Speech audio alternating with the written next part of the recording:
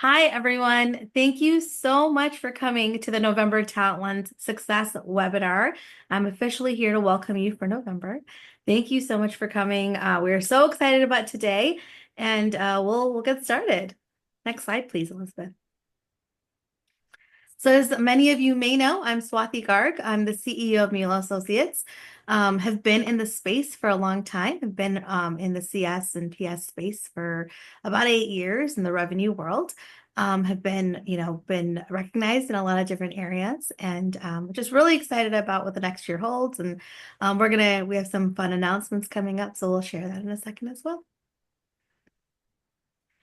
So what we do is we hire for all revenue protection and expansion roles. So what does that mean? Customer success, professional services, account management, all of that. We do all levels within small and medium size, mostly SaaS and tech companies, but also kind of branching out of that as well. And really, people come to us to work with us for our functional and technical expertise, bandwidth, a bigger network and outreach. And we really help them find talent faster and save money on their bottom line as well.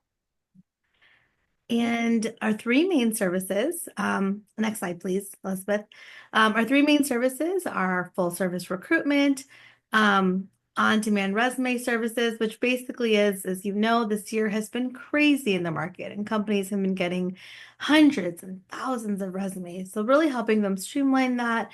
We work with some amazing executives for a CCO program. And we have a really exciting announcement coming up next week. We are making a lot more changes. We have more services coming up, more ways to partner on both sides, the candidate and the client side. So we're really excited about that. So watch out for that. And that's it for us for the intro. If you have any questions on any of that, please let me know. In a moment now, we're going to have Elizabeth speak. Next slide, please. And I'm so excited to introduce Elizabeth today. We've been connected on LinkedIn for about a year now, but we actually met this year at Gainside Pulse in St. Louis.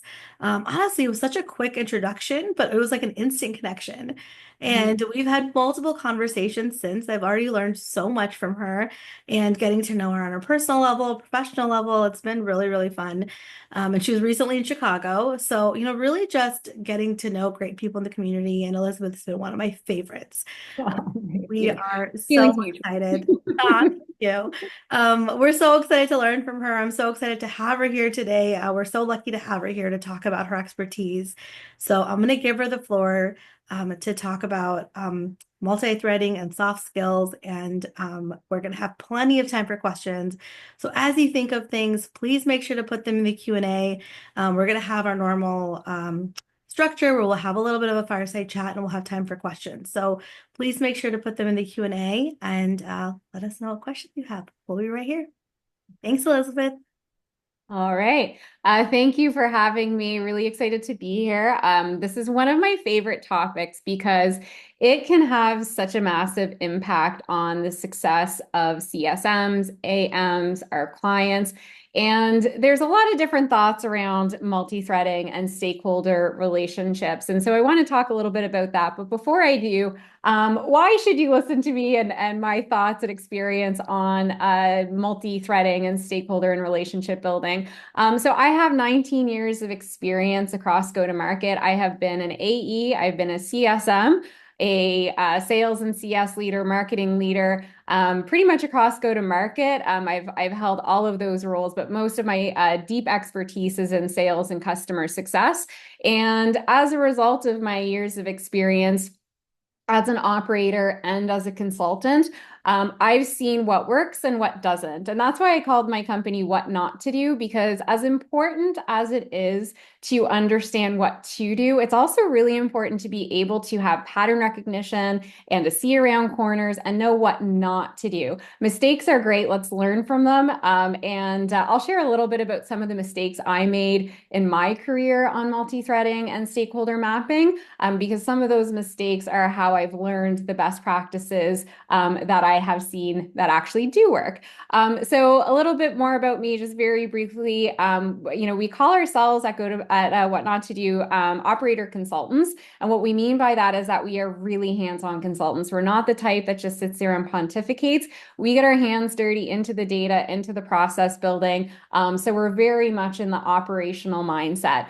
So let's get into the content for today. And a little bit more of what we'll be discussing is, of course, multi-threading and stakeholder engagement, but more specifically, what strategies should we be utilizing to connect and influence various stakeholders. So it's not just about having conversations. It's not just about knowing who's who. It's about being able to build influence across our stakeholders. And that's really effective multi-threading. And that's how we start to build relationships that will then help us convert more renewals and expansion opportunities. And then, of course, there's soft skills that come along with this. So we'll go over a number of different soft skills, how to cultivate them if you're a leader, some interview tips to identify this in candidates, and how to coach your team on developing some of these soft skills. So let's start off with some of the foundations of stakeholder and relationship mapping and how this helps create the foundation for effective multi-threading. So when I was in my early days of an AE and CSM, I thought, okay, well, if I'm multi-threading, if I'm doing stakeholder mapping, I have to understand the org chart and who reports into who. Well, as I started to get engaged and lost a few deals and lost a few customers, I realized that that is not sufficient at all. So yes, we do need to understand the org chart. We need to understand who reports into who.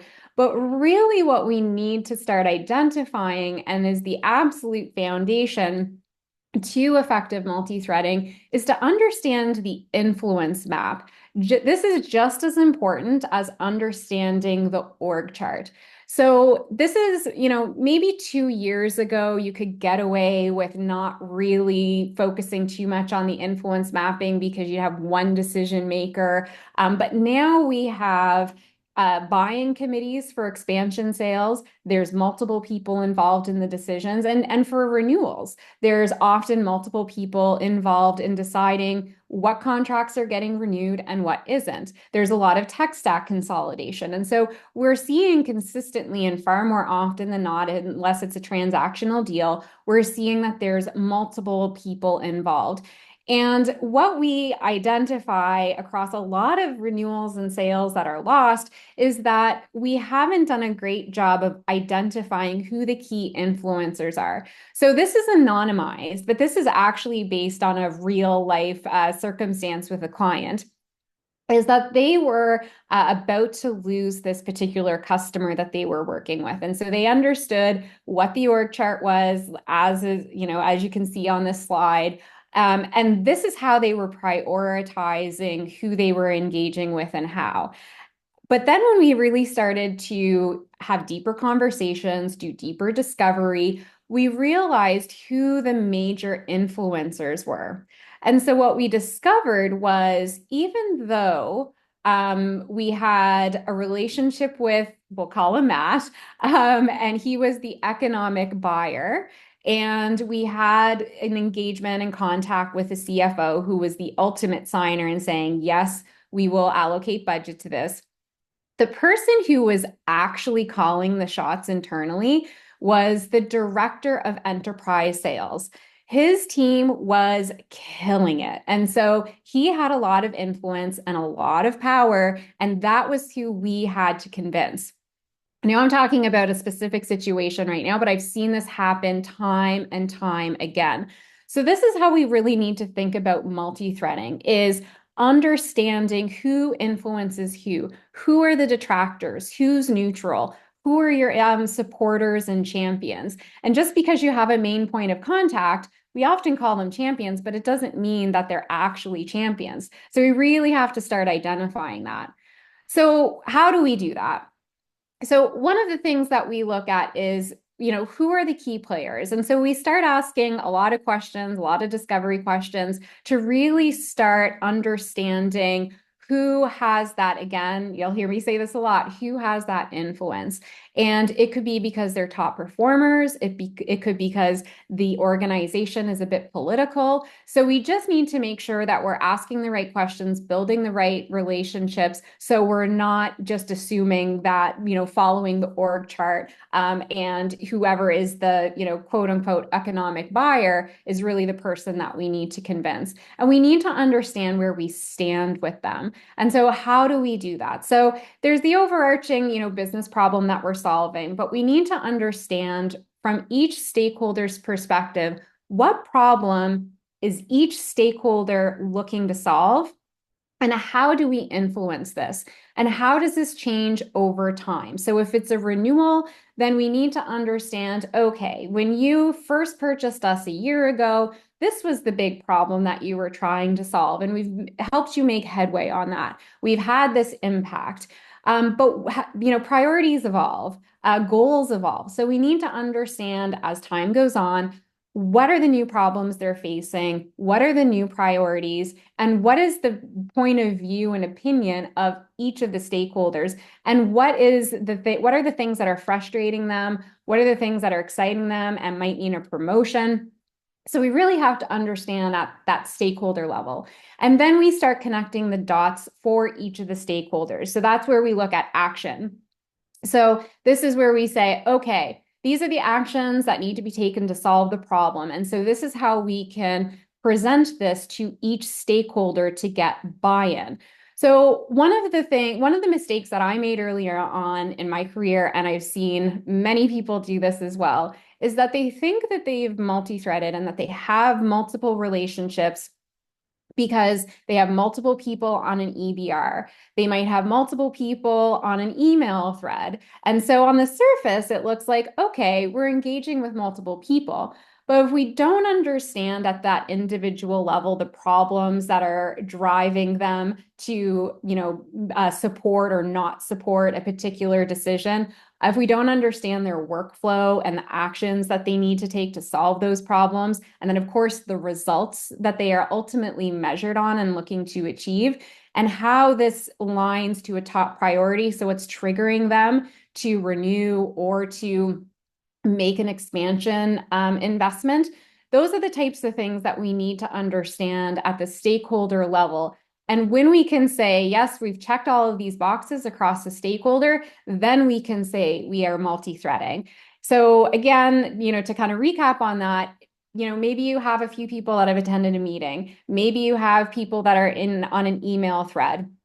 But if we don't know at the stakeholder level all of these key pieces of information, then we still have a lot to learn and a lot of gaps to fill in. And if you don't have all these boxes checked, then this is a risk that you could be at risk for not renewing. And it could mean that you get a surprise churn because you aren't aligned with all of the right stakeholders. So the other thing that we often see, people trip up on, and when I say people, I mean CSMs, AMs. And again, this is a mistake that I made early on in my career, and I learned, kind of the hard way of the difference between a champion or friend. So it's about building human-to-human relationships, of course, but really at the end of the day, we need to make sure that we're effectively developing business relationships in the context of business. So yes, again, human-to-human connection. I'm not saying that it's all KPIs and dollars and cents. There is rapport that, that's certainly an important element. But at the end of the day, what is going to be, leading the decisions are things in the business context. So we look at, okay, who is a champion and who is a friend? Oftentimes, the mistake that's made is that, okay, we have a champion, we get along great, they don't complain, they always show up to calls. So yes, we have a champion, but that's not always the case. It can be a false positive. So we say, okay, how do you know that whether you're in the friend zone or not, or whether you actually have a champion who is going to go to bat for you? So Here are some things that we look at and is part of our checklist and assessment to determine whether it's a true champion or someone who we are basically in the friend zone with. So the first one being around significant influence. So does our champion or point of contact have influence in the organization? Do people listen to what they have to say? If they're not the decision maker, can they sway decisions? Or do they not have any influence over decision-making process? Are they not even really engaged with those that are? So it's important to assess that. And beyond that, if they do have that influence, are they actively working with you and for you to drive adoption and to make sure that the adoption is known in the company and also that they're communicating the positive impact that they're trying to have? And do they help you navigate internal politics? Do they give you a heads up about certain things that could create risks or barriers to success? Do they help you get the resources that you need? Or is it on the other hand, okay, well, I love your solution and yeah, I use it every day, but they're not really making the steps to get internal buy-in. They're not giving you a heads up on any potential internal changes, whether, it's people changes, process changes that could create any risk. And then we look at the types of conversations that we're having. Are we engaged in very deep strategic discussions? Are the conversations that we're having purely tactical and purely around kind of the to-do lists and the success plan, or very, kind of minuscule tactical things, but are never getting aligned back up to something that's more strategic that the organization is focused on?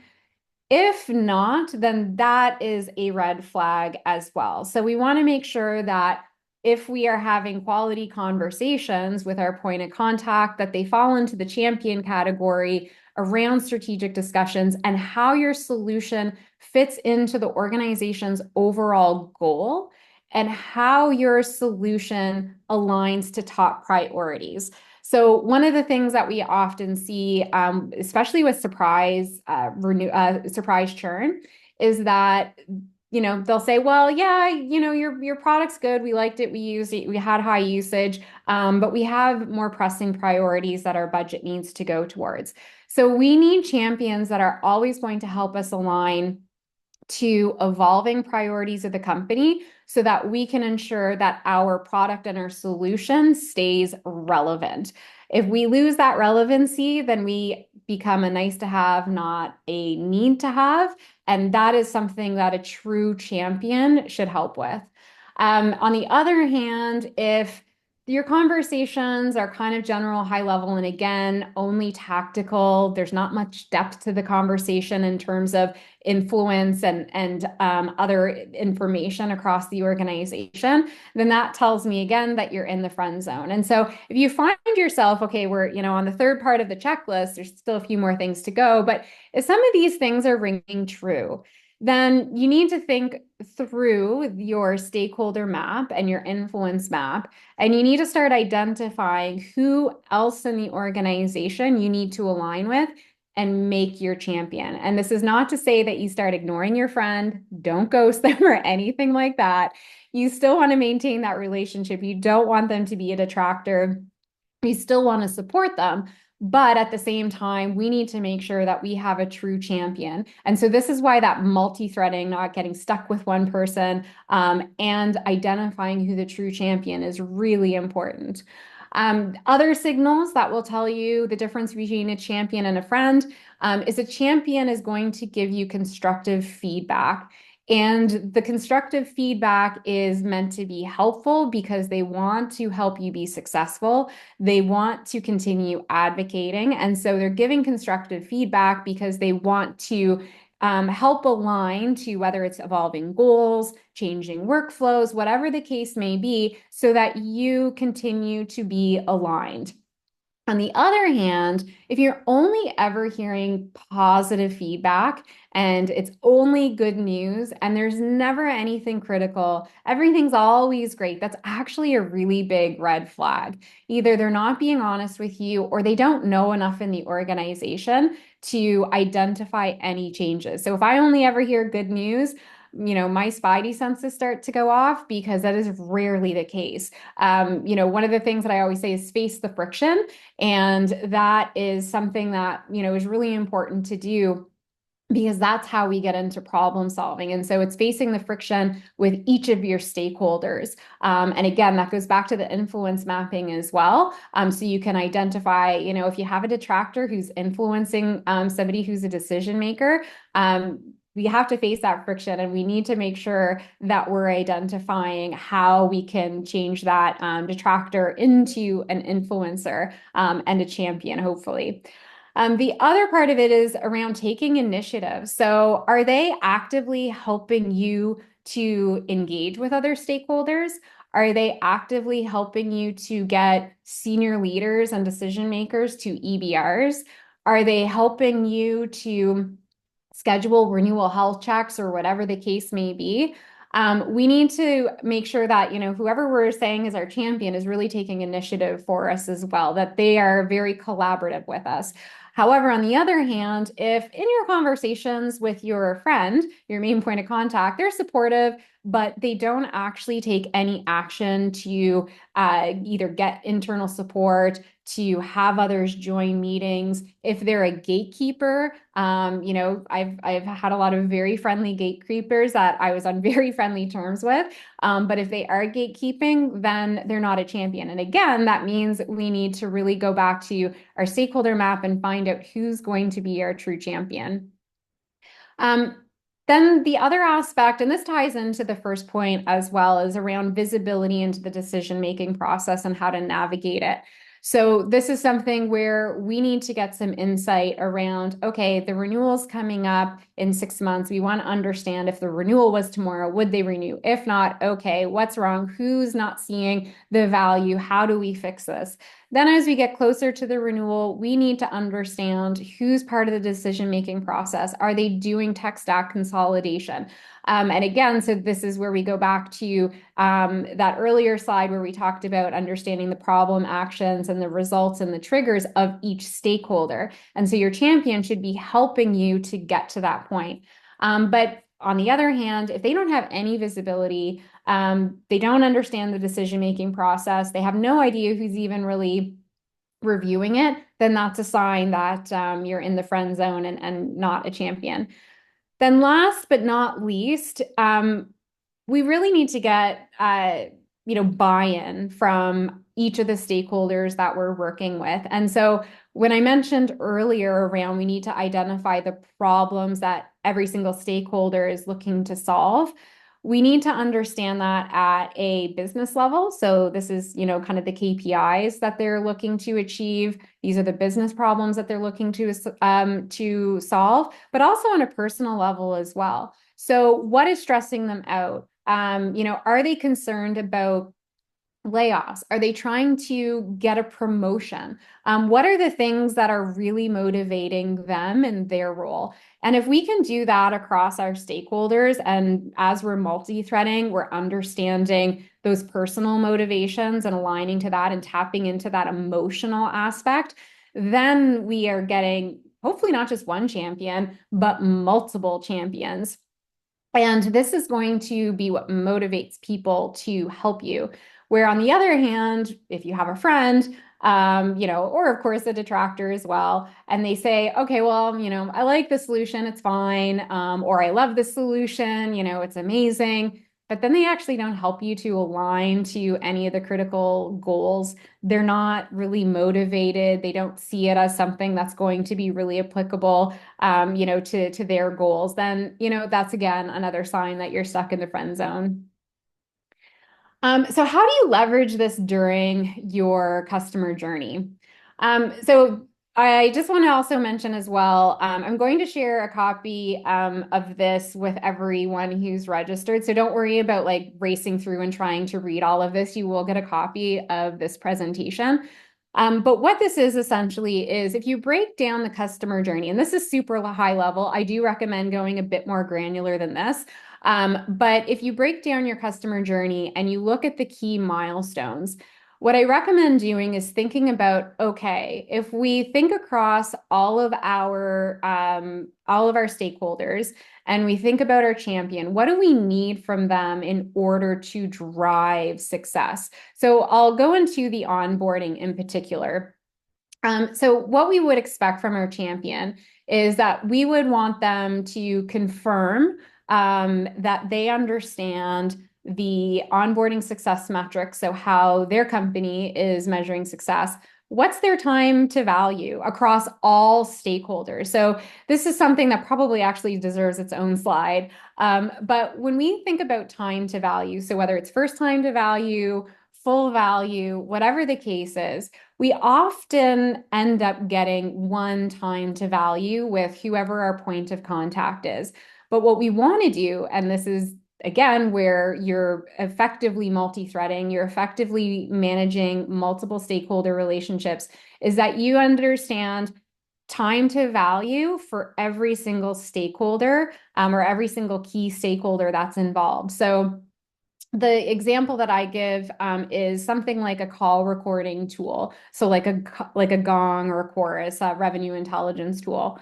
And if you think about, an AE and a CSM who are using these tools, maybe their first time to value is being able to record calls and get call summaries so that they can follow up much more quickly and they're not having to take a million notes because it's all recorded. That's maybe their first value. But the frontline manager, that's not going to be their first value. Their first value could be that, okay, well, now I can give coaching asynchronously within the platform, or I can listen to calls and I can do pipeline inspection more thoroughly. I can identify churn risk without having to actually join all of these calls. So again, that's a different first time to value. Then you go to the executive level. Well, maybe for them, it's okay. Well, now I have a way to measure rep efficiency, and we can run win loss and understand where we're winning, where we're losing, and improve velocity across sales and renewals and expansion deals. So when we think about that time to value, and then we think about that in the context of our business relationships and multi-threading and managing stakeholder relationships, we want to know that across all of our stakeholders. And we want a champion that's going to help us get there. And again, if they can't get you there, then you need to either coach that champion or find a new one. Then the next point is asking them to identify other stakeholders. So hopefully you've had a good sales to CS handoff, but I understand that's not always the case. But we want to be working with somebody who is going to help us identify other stakeholders. And over time, maybe there's personnel changes, there's promotions, people quit. There's always changes in people within the organization. And so we need to make sure that we stay on top of that. And whether that's through our champion, whether that's through our own research, and hopefully, again, we've gotten introductions to multiple people, but we need to make sure that we are engaging in a way with our stakeholders that we're identifying any important other stakeholders that we should be engaging with. And then last but not least, and I've talked about this a couple of times already, is around verifying that they can align onboarding goals with broader organizational objectives. So change management's really hard. Sometimes companies don't go live. I think, if you've been in CS for any length of time, it's an unfortunate experience that most of us have. So we need to make sure that we're working with our stakeholders and ideally have that champion who's going to align this, change, this onboarding to a broader organizational objective so that we get the resources that we need, we get the buy-in. And so again, this is something I recommend doing across every milestone. There's some other examples here, like I said, that you'll get to review when this gets sent out.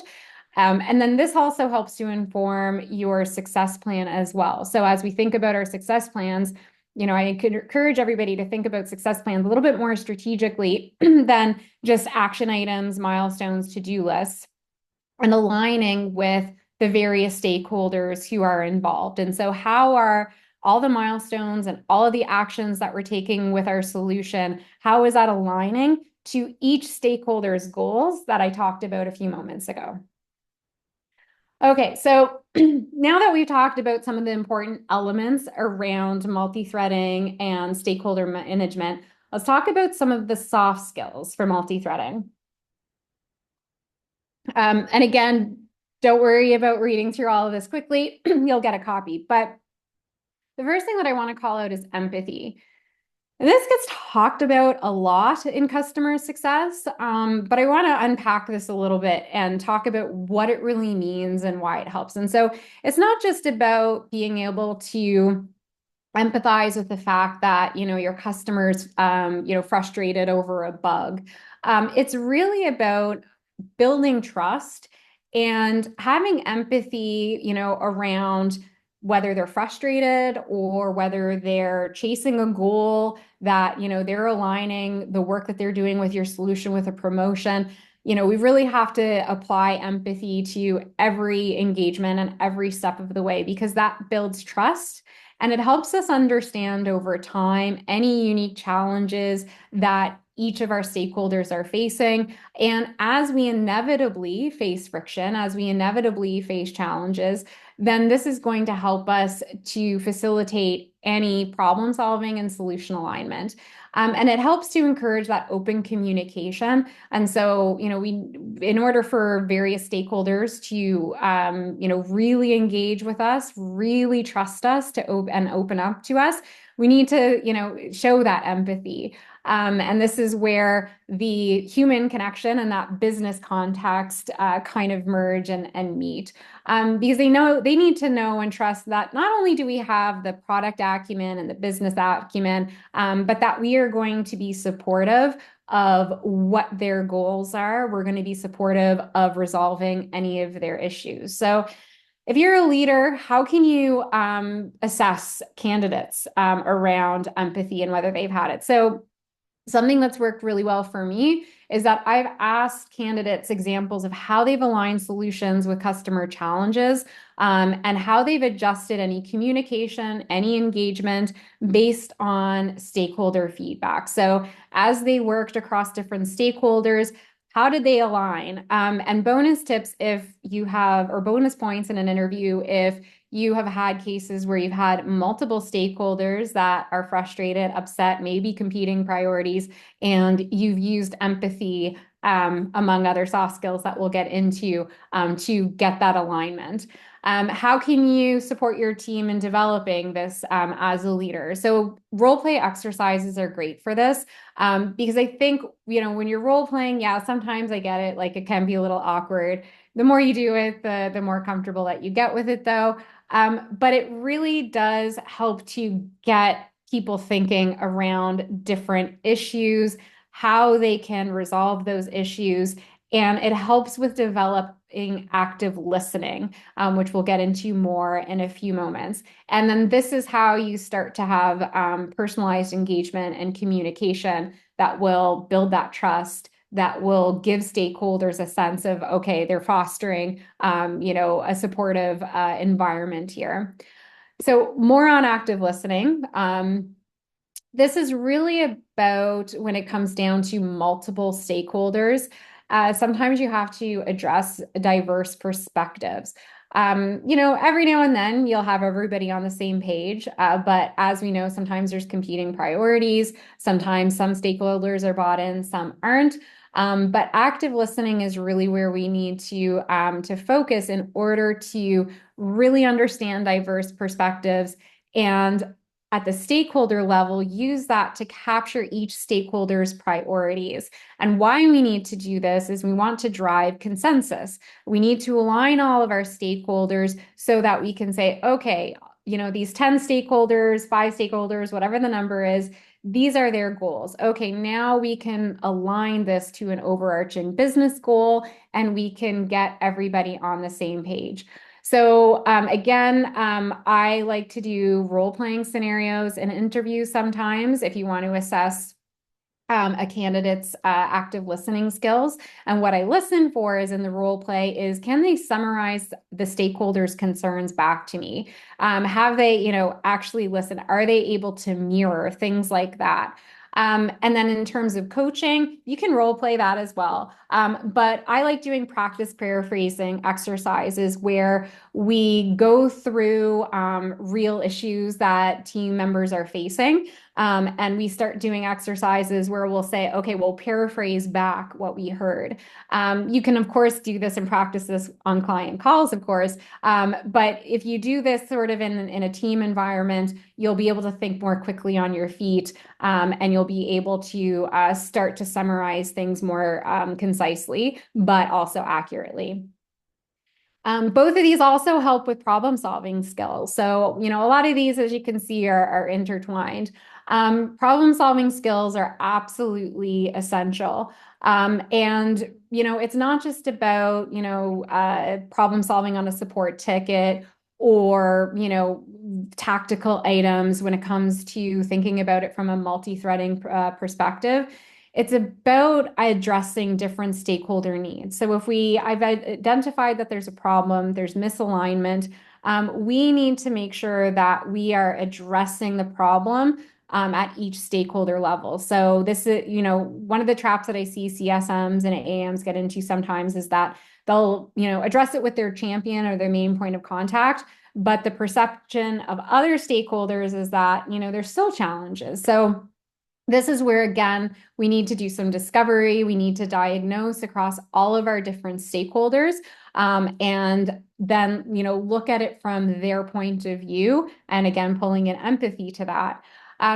This also helps at the stakeholder level as you're doing this across all of your stakeholders, is it demonstrates resourcefulness and it builds credibility across your stakeholders. So this is particularly true when it's complex organizations, where it's maybe a more complex solution. And an interview tip is I ask for a specific time they solved a multi-stakeholder problem. And I ask for, they can anonymize the company, obviously. They don't, not asking for information that they can't share, but an actual time. If they start talking in high level and they can't tell you, a very specific, this was the situation, this is the problem, the impact of it, this is how we solved it, then that makes me question the problem solving skills. Coaching tips. So conduct problem solving workshops. Practice asking discovery questions. So discovery questions, not so much of a soft skill, but a skill nonetheless that's really important for CS. And this is around, okay, here are some common problems that we're seeing pop up because of market changes or whatever the case may be. And start conducting some problem solving skills, crowdsource across your team. And so you can start brainstorming from multiple stakeholder perspectives. In order to do all this, sometimes it takes persistence and tenacity. That's a big thing with customer success. So the multi-threading benefit is that, with pleasant persistence, as I call it, it's about keeping stakeholders aligned on adoption goals and also connecting the dots for them across every stakeholder that if you adopt our solution in this way, if you follow this workflow and this best practice, the result is going to be X, which ties to your top priority, which is Y. And so that persistence, what I mean by that particular example that I just walked through, is that you have to do that across all of your key stakeholders, because it's not enough to just assume that if you have your champion and they get it, that's enough. In order to get that long-term commitment, we need to do that across multiple stakeholders, and that might take a number of conversations. So again, that's where the persistence and tenacity comes in. This will also build credibility with your stakeholders over time. It'll demonstrate your commitment to them, your dedication, and it helps to reinforce the solution's relevance. And in order to assess this skill, I ask candidates to describe a time that they had to win over a resistant stakeholder. And again, I want a very specific example, not something that's kind of high level and nebulous. Then a coaching team, call reviews and coaching. So if you do have access to calls, if you're recording them, listen to calls, do coaching. And also encourage your team to have relevant, value-focused touch points and coach on relevant agenda setting. This could probably be a presentation in and of itself, but the persistence and tenacity is also around the quality of the engagements that you're having. And being, persistent and tenacious in getting people to show up. But when you do, you have to make sure that you're delivering on that quality. And then adaptability. So adaptability is, one of the things that are important across really any go-to-market role, but particularly for customer success. So as, market shifts happen, as, organization priorities change, we need to adjust approaches to our engagement as stakeholders, priorities, and agendas shift. This will help us again with each stakeholder to align to relevancy across their changing priorities, what their most pressing problems are. And how I assess for this in an interview is again asking for examples of how they adjusted a strategy to handle any shifts in stakeholder priorities. And then from a coaching perspective with your existing team, do situational exercises. So again, crowdsource some things that your CSMs are facing regularly that require, that quick thinking, that require adjustments.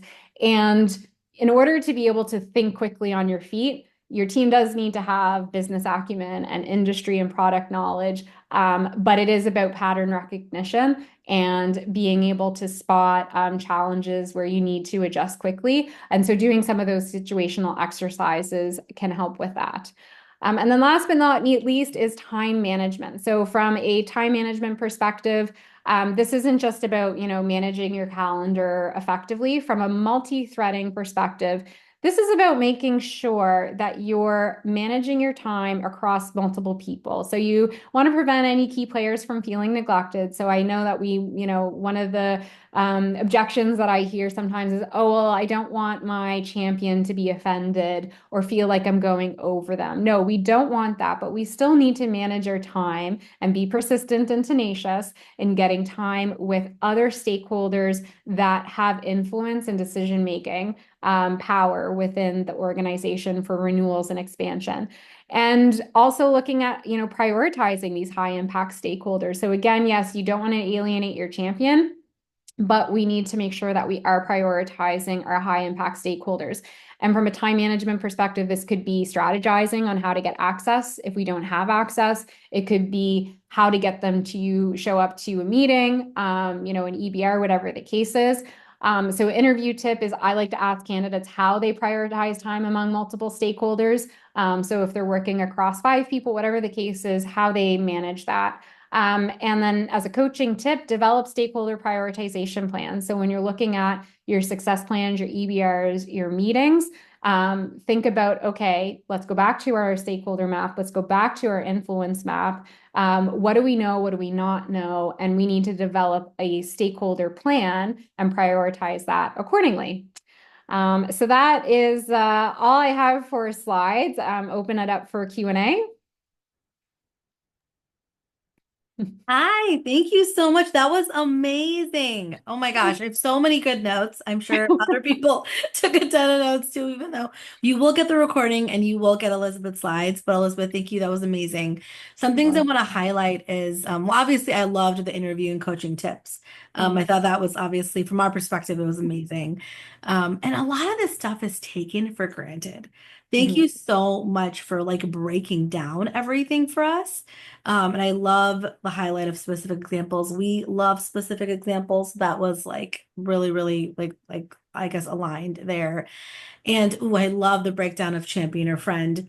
I think that's so important, right? Because I think people are like, oh, I have a great relationship with this person, but like, what kind of relationship do you have? And that's so Exactly. important. And even in like when you're trying to get a job or you're trying to get a sale, like all of that, it's all related, right? Oh, hugely So important.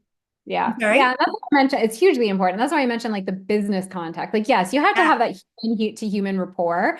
But at the end of the day, the decisions are made in a business context. So we need to make sure that's where our relationships are built as well.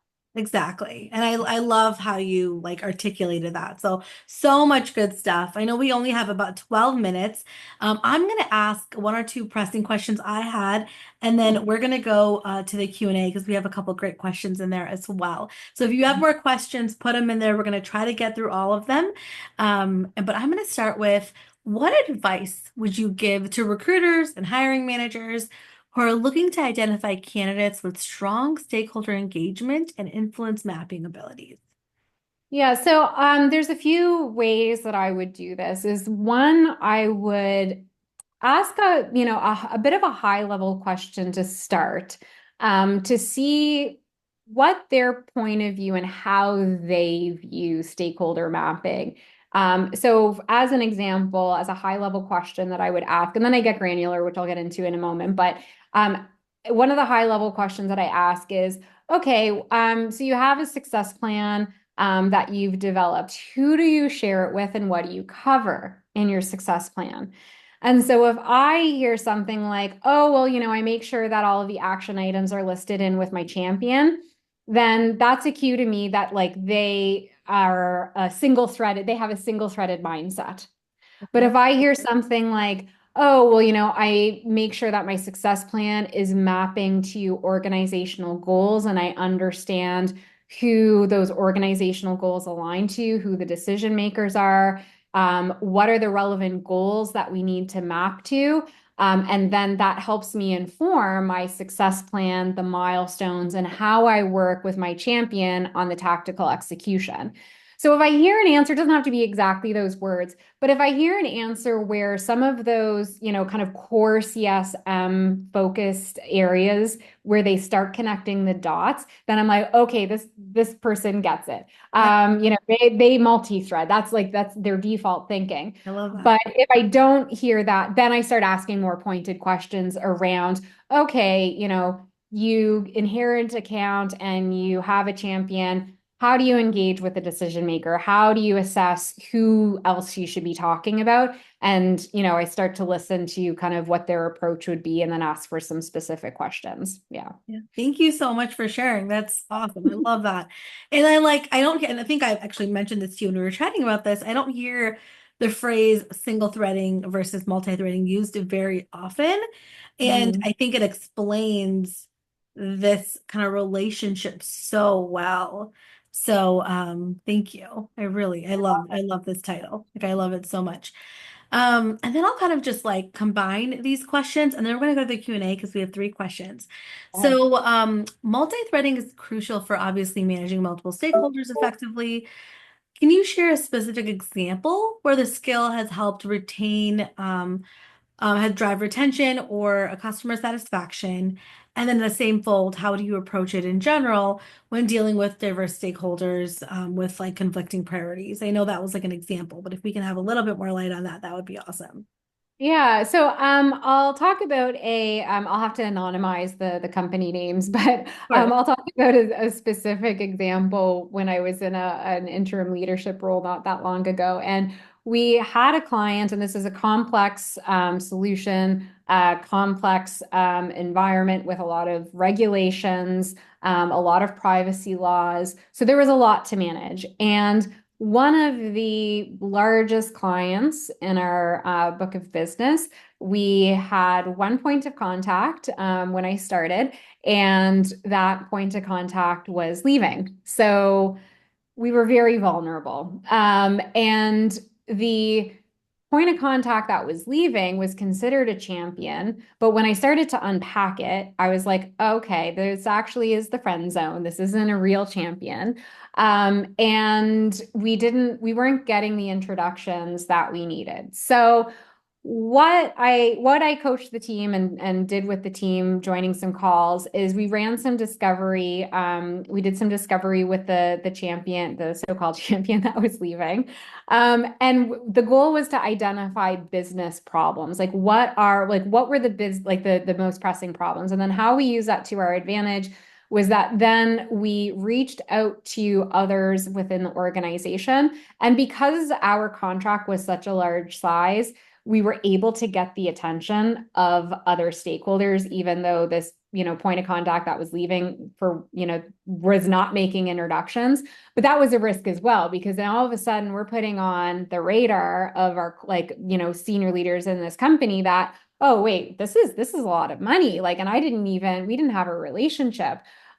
So the discovery was really important, and the problem solving, the tenacity, the empathy, because there was some frustrations as we started to talk. But essentially, to make a really, because this went on for months, but what we ended up doing was we aligned all of the problems with top business priorities, and we mapped out very clearly how our solution was impacting positively the top priorities. And we identified all of the stakeholders that had KPIs that were attached to it. And so then that became our circle of influence. And we built relationships with them. And we built a success plan that was then threaded. It wasn't just one point of contact. The success plan was threaded across all of these individuals. And unbeknownst to us, because the so-called champion, the friend, didn't tell us, they were actually about to embark on a tech consolidation effort. And it probably would have meant that our renewal would have been at risk. But we were able to save it because we did the multi-threading. We understood who was influencing who, and we didn't only save the account, we actually expanded into a much larger contract at the end of it. Wow, that's so impressive. Congratulations. Yeah, it was in fintech, which is like that is a beast of an industry. But anyway, it was, yeah, a little hairy. But again, it all came down to the multi-threading and influence mapping. I love that. I love the highlight of this. I'm like so pumped right now. Thank you. So No we're gonna problem. we're gonna go through our questions. So Kimberly was asking, what are some effective ways to work on developing champions versus friends and relationships with key influencers for lower tier clients in a more scaled fashion to Mm. clear up time to focus on a CSM's most crucial clients, especially with limited times in a day or week? Yeah, that's a great question. So one of the things that I find effective is identifying similar personas within your customer base, and doing events that are, and this could be virtual, it could be in person. If it's lower tier, it's probably virtual. But where you're not just relying on one CSM to do the connecting, but you're creating a community where, okay, it's this persona they all have these challenges, and they can all benefit from different best practices from each other. So you start to facilitate those communities and make the connections. And it's not to say that you're leaving the customer success work up to your customers to be each other's CSMs. It's not that, but it's fostering engagement in a scalable way. So you're, kind of hitting on multiple customers, you're providing value. And then the other is thinking through personalization, and doing that again at like a problem level, a persona level, getting even deeper than use case, and sharing videos, content, events, whatever the case might be. So then you're with your lower tier customers, you can say, okay, these are, typically the 5 people that I work with. And now I have 5 different pieces of content, 5 events. I have, kind of success plans that are focused on them, and you can start to do that at scale. And so if you only talk to them once every 3, 6 months, then you augment those one-to-one touch points with those types of engagements. And then you start to, kind of foster community while also, maintaining that one-to-one engagement. Thank you so much. Kimberly, hopefully that answers your question. Um, Aisha goes, how do you deal with an org where your point of contact gatekeeps and doesn't really like you reaching out to other stakeholders besides them? This is very common. So one of the things that I encourage CSMs and AMs to think about when we're faced with this is that because sometimes CSMs will become very protective of their champion as well.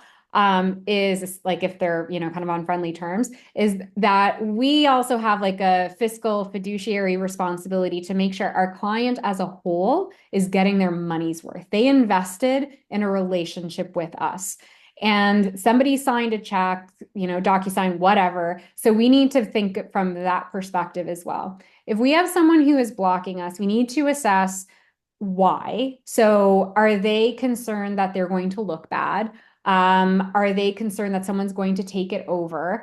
And try and align with their personal goals and that personal motivation. If that doesn't work, then I like to do peer-to-peer connection. So getting a manager to reach out to the manager, getting a VP to reach out to a VP, giving access to other people. And the other side of it is sometimes you're not asking for permission, you're giving them the heads up. There's obviously a good and a bad way to do that. But doing that peer to peer. So again, like I said, getting your front line, a VP to reach out to a VP, but then saying, okay, here's what we need to accomplish before, the renewal or whatever. And use that as a catalyst, like some sort of milestone as a catalyst to say, we're running this event or this meeting, and here's who we're going to be inviting. Would you like to extend the invite as well, or would you just like me to CC you on the email? So like I've done that. And sometimes they do push back. Again, you have to be really diplomatic about it, but sometimes you can't put yourself in a position where you're just directly asking that one person, because then at the end, I've seen this happen, is that then the renewal comes and the person who's signing is pretty frustrated with you because, well, why didn't you reach out before? Oh, well, this person told me not to. Well, they're not my boss. Like, why did Yeah. like I'm the one who owns this budget. And so you can actually end up ticking off someone else. So yeah, I mean, this could actually probably be another webinar in of itself, but those are some of the tactics that I've used.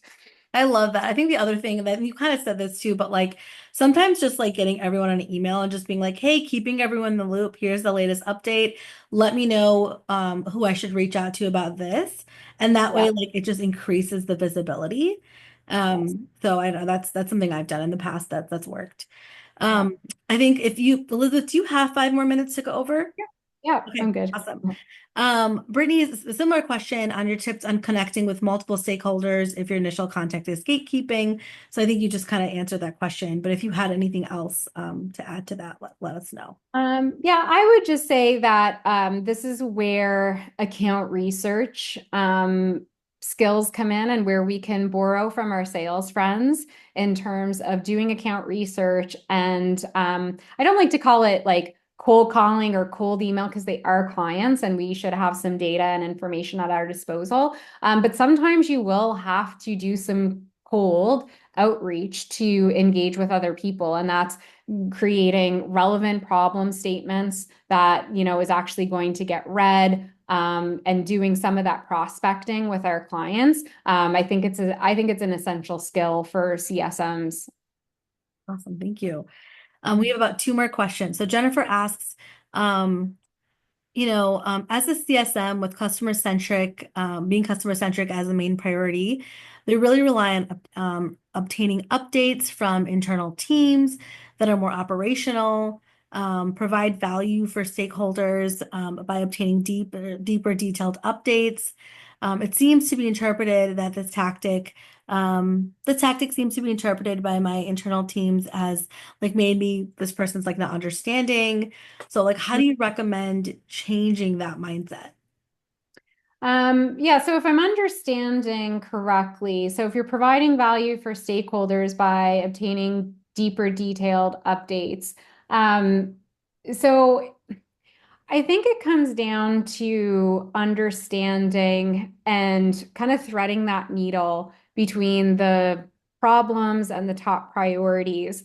Because I think if I'm understanding this correctly, and if I'm not, feel free to message me on LinkedIn or email me and I can clarify.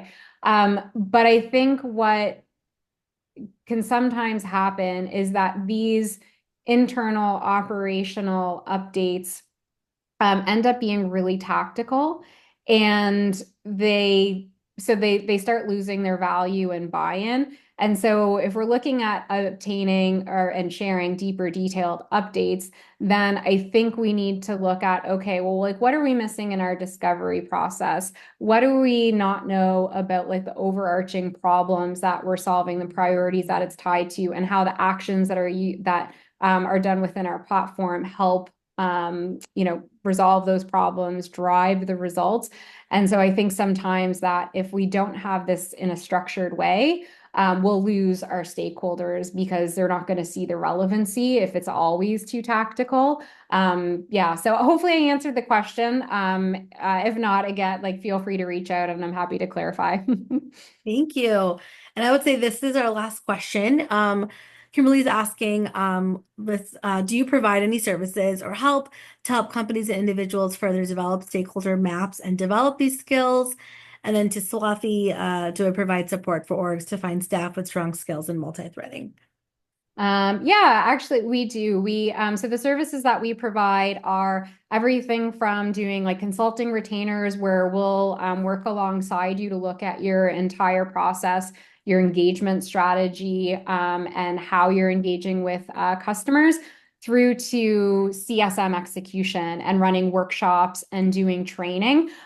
So yeah, we do, and we do like SCO workshops, CSM trainings. So yeah, we definitely help with this, and this is one of the specific areas that we cover a lot.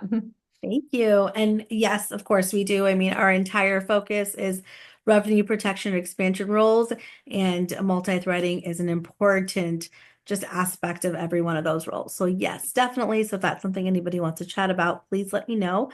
But thank you so much of everyone for your engagement and participation. And Elizabeth, thank you so much for the incredible intel. I mean, the chat's blowing up. The questions are still coming. We really, really appreciate it. And we will come back to everybody on December 5th. So watch out. We're going to be announcing our last webinar of 2024. But really want to thank Elizabeth for her time. I want to thank all of you for being engaged. Thank you so much for coming. This will be recorded and this is recorded and the slides will be sent in the next few days. So watch out for it. Please rewatch it, share it with your team. This was incredibly valuable, and it really is going to be it is a valuable skill set in any area. So even if you end up going outside of CS or PS, any of these areas that we're all in, I think this is incredibly valuable throughout your whole career. So I'm going to rewatch it, and I would recommend everyone else as well. Thank you. Thank you for having me, and thanks everybody for the engagement. And feel free to connect with me on LinkedIn, and I'm happy to answer any other questions that you have. Yeah, well, we'll be here and we'll talk to everyone real soon. Thanks so much. All right. Bye-bye. Okay. Thank you. Bye.